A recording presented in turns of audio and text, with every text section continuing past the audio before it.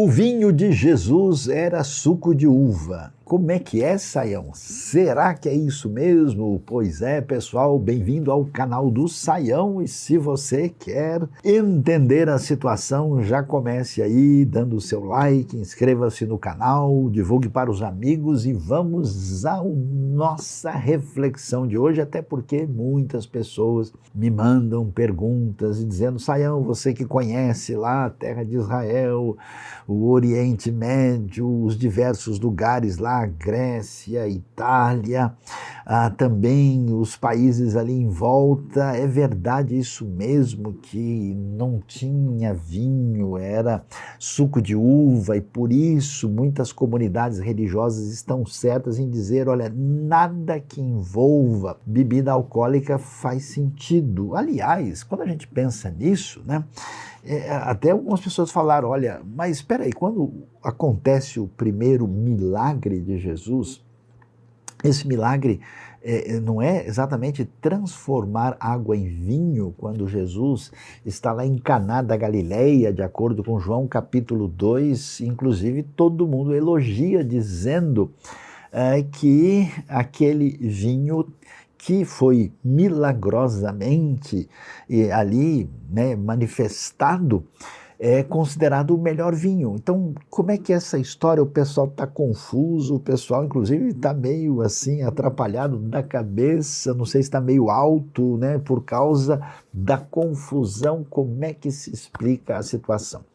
Vamos lá, pessoal. Em primeiro lugar, eu vou ler um texto aqui, vamos ver, já que a coisa tem a ver com o ambiente judaico antigo, eu trouxe até a Torá viva aqui, eu vou ler, e eu vou até confirmar para ver no hebraico aqui, para não ter problema, né? Quando, por exemplo, o livro de Levítico, né, chamado de Vaikra em hebraico, vai dizer o seguinte: quando vocês entrarem na tenda da comunhão, nem você nem seus descendentes poderão beber vinho ou qualquer outra bebida forte, senão vocês morrerão. E o texto vai dizer aqui para a gente, né, o verso anterior diz, Vayedaber Adonai el Aharon lemor, o Senhor disse a Arão, falou com Arão dizendo, Yain veshechar al tishte ata uvaneicha e assim por diante o texto prossegue. Então é interessante que nós temos aqui a palavra yain, né, que deu origem à palavra que através da história vai chegar no nosso vinho, né? Interessante que em inglês se diz wine, em hebraico é yain, né? Então a raiz é antiga, né? E tem a palavra shechar, que é bebida fermentada muito forte. E, na verdade, existem... e aqui é usado para vinho forte também, né? E também você tem palavras, por exemplo, que tem a ver com o vinho novo. Esse sim, mais próximo, vamos dizer, de um suco de uva fermentado, que é a palavra tirosh, né? O Novo Testamento vai usar uinos, né, que é um termo genérico para vinho, mas o que é que a gente pode entender? Vamos lá. Em primeiro lugar, a gente precisa entender alguma coisa muito básica aqui no ambiente em torno do mar Mediterrâneo. Se você for ver a cultura grega, a cultura latina e depois romana e até mesmo chegando na realidade da Itália de hoje, a cultura judaica, a cultura libanesa e cristã e até mesmo até na Turquia, né? Hoje você vai lá e você vai ver a palavra şarap em turco, que é exatamente vinho. Toda essa região tem o vinho como uma coisa normal da alimentação, né? Você vai ver isso também hoje, né, entre portugueses, espanhóis, italianos, franceses, gregos, judeus. Ou seja, isso é uma coisa cultural, presente de maneira muito nítida e significativa. Em segundo lugar, a gente precisa também dar uma viajada, né? Hoje a gente está vendo, né, as bebidas em garrafas, guardadas em adegas, refrigeradas, um monte de coisa. Imagina o mundo antigo, quando as pessoas guardavam aqui a sua bebida em algo como isso aqui que a arqueologia nos traz à disposição, né? Você tem as antigas ânforas que, né, tinham condição de ali preservar azeite ou vinho. É claro que esse pessoal não tem condições de guardar suco de uva de maneira definitiva. Claro que isso necessariamente vai fermentar. Então, a primeira coisa muito nítida que a gente pode dizer é que o vinho da Bíblia, sim, é um vinho alcoólico. E dependendo do termo e do texto, pode ser uma gradação menor ou maior. E que nesses ambientes era comum que as pessoas tomassem vinho na sua realidade do cotidiano.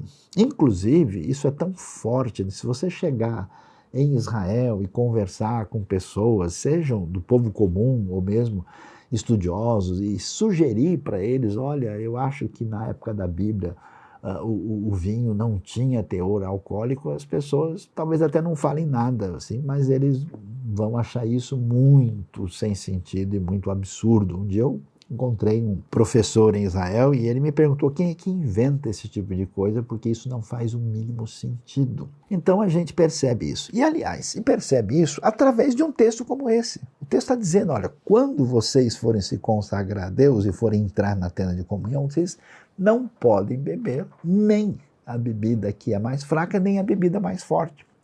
Isso está tão claro que quando a gente vê em 1 Coríntios, e Paulo lá no capítulo 11 começa a repreender o comportamento das pessoas que estavam participando da ceia do Senhor, ele vai dizer com clareza, né, que essas pessoas estavam saindo alcoolizadas. Né? Por que o texto de Efésios 5,18 vai dizer, olha, vocês não devem se embriagar com vinho?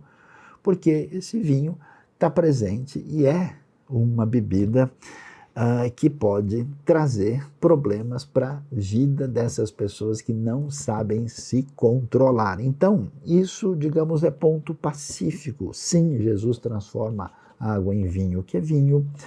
O vinho faz parte da dieta normal de judeus e dos povos mediterrâneos. O vinho é, inclusive, símbolo de alegria na Bíblia, em vários lugares. Você vê que no Pentecoste, quando o pessoal está alegre, a primeira coisa que os outros dizem, olha, esse pessoal deve ter experimentado um vinho logo cedo para estar nessa alegria muito grande, né?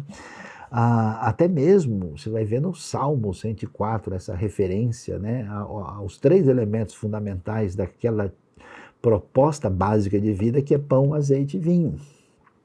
Mas aí a gente começa a perceber, então, que já que isso é uma realidade, e o vinho está presente até nas cerimônias judaicas que celebram a fé. Todo Shabat, por exemplo, você tem ali o Kiddush, que muitas vezes é vinho mesmo. Em alguns casos pode até ser suco de uva.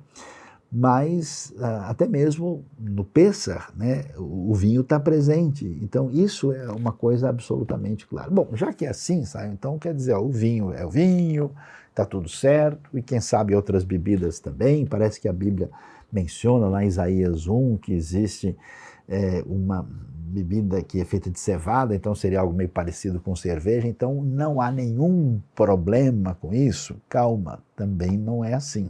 Aliás, o texto está dizendo para a gente aqui que o vinho e outras bebidas similares podem ser um problema. Quer ver que coisa interessante?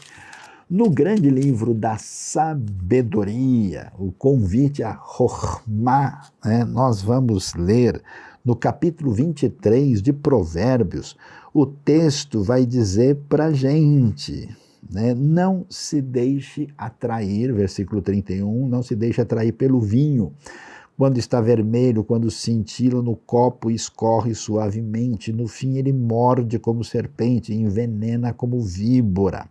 Seus olhos verão coisas estranhas e sua mente imaginará coisas distorcidas. Você será como quem dorme no meio do mar, como quem se deita no alto das cordas do mastro e dirá, espancaram-me, mas eu nada senti, bater em mim, mas nem percebi quando acordarei para que possa beber mais uma vez. Você vê, o texto é até irônico, falando dessa realidade que está presente no uso indevido do vinho. Então, pessoal, olha lá, se uma pessoa vem de um contexto cultural no qual ele está acostumado, de vez em quando, inclusive por razões até mesmo, em alguns casos, de recomendação médica, se ele toma um cálice de vinho aqui e ali, isso não tem nenhum problema da perspectiva bíblica.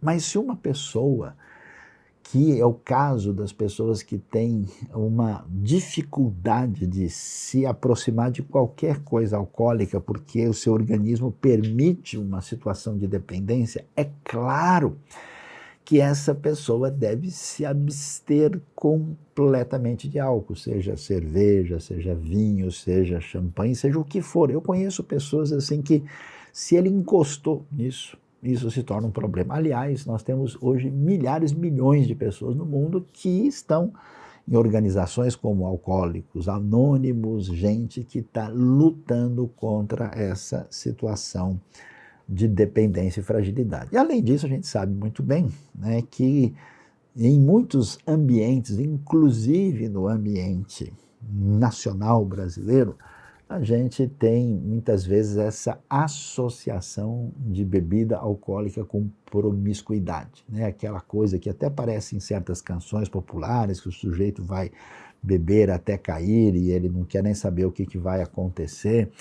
A pessoa às vezes tenta entrar num caminho, né, de perda, né, da sua própria estrutura moral através do encaminhamento ligado ao uso de bebidas alcoólicas. E vamos falar francamente aqui, né?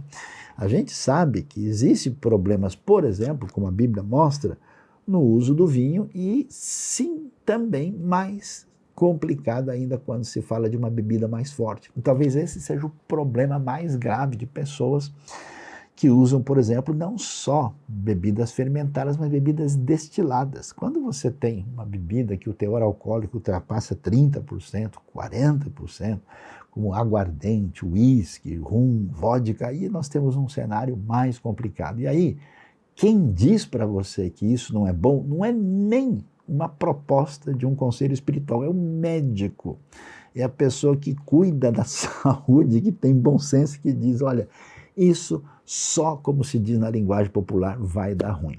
Agora, e como é que a gente lida com isso, então, na prática, dentro da convivência com os outros? Olha que coisa interessante. Eu estava olhando aqui na sabedoria bíblica e veja o que eu encontrei em Romanos capítulo 14, uma palavra muito favorável e boa para o nosso entendimento a respeito daquilo que deve ser a nossa conduta em relação a isso. Veja só que coisa interessante, né? Ele diz o seguinte, que a gente deve tomar um cuidado muito grande de não querer ser juiz sobre os outros. Então, Paulo está falando sobre essas coisas, do que pode comer, o que não pode, qual é o dia melhor para dedicar a Deus.